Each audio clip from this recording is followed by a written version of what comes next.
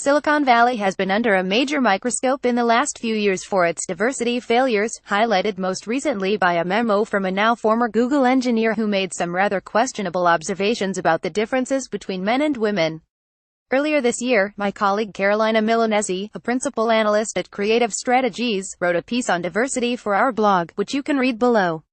Carolina's article is spot on, and while it focuses on race, it also covers key issues about women in tech.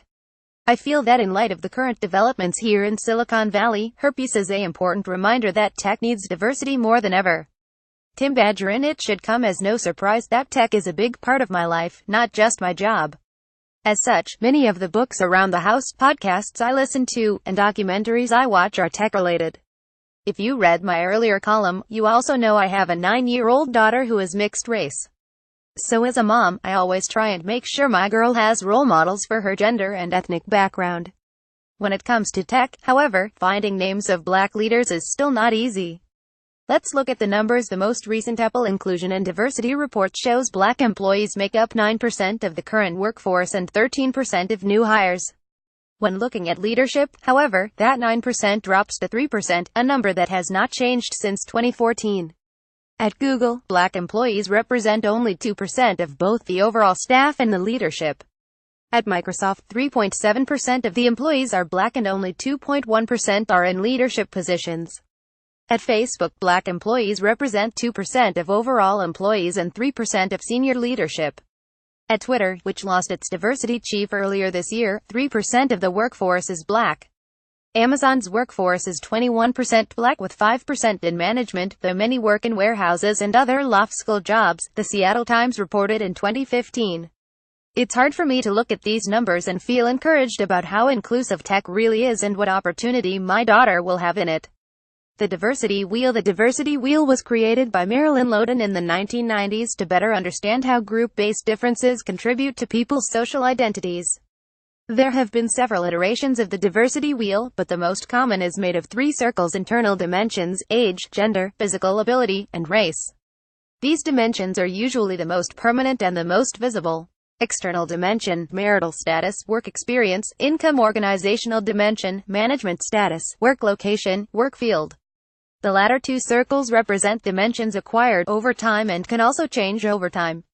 Educational background is one of the external dimensions that contributes to people's social identity.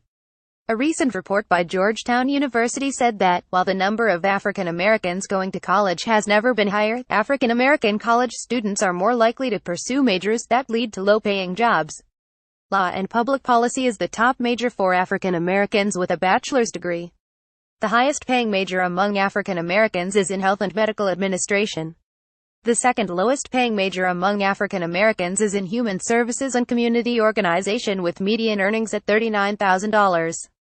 African Americans only account for 8% of general engineering majors, 7% of mathematics majors, and 5% of computer majors.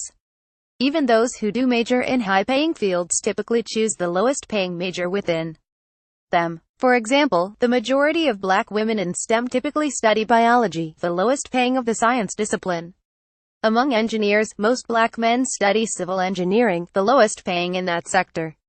A very interesting point the report also raises is that African Americans who have strong community-based values enter into college majors that reflect those values. Despite comprising just 12% of the population, African Americans are 20% of all community organizers. Incorporating elements of community service into careers in tech, business, and STEM will increase the appeal to African American students and will be a way for tech to be more visible in those communities. This can become a positive circle of evangelization, but needs to start with black students seeing the opportunity first. Diversity is the nation's unfinished business. How do you break the cycle? First, how can my little girl be inspired to be in tech if she does not see enough people like her, not just in tech, but people being successful in tech? Dr. Marilyn Sanders Mobley, Chief Diversity Officer at Case Western Reserve University, refers to diversity as the nation's unfinished business. When it comes to tech, it certainly is the case. The recent focus on immigration has prompted comment on diversity in Silicon Valley.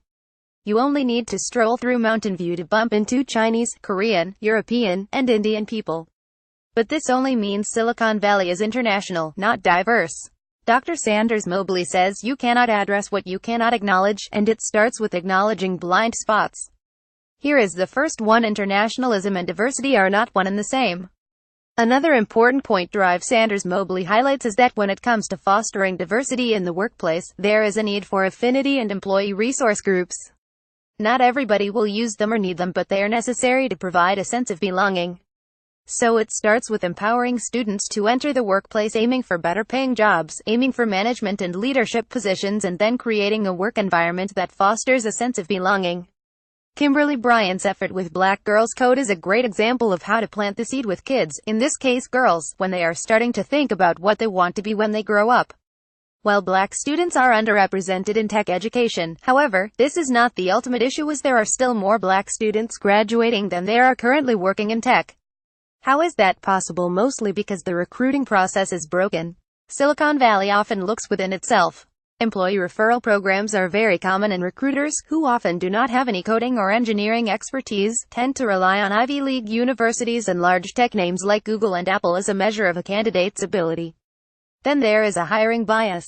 Blind resumes, like the ones that Blendor offers, help make a candidate visible to the recruiter but do not necessarily guarantee an interview, let alone a job.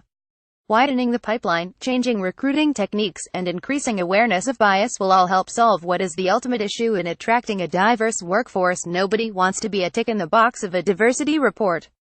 It is hard to attract a diverse workforce when the current mix of the company is predominantly white and male. It is even harder for a Black kid to think he or she can be the next Steve Jobs.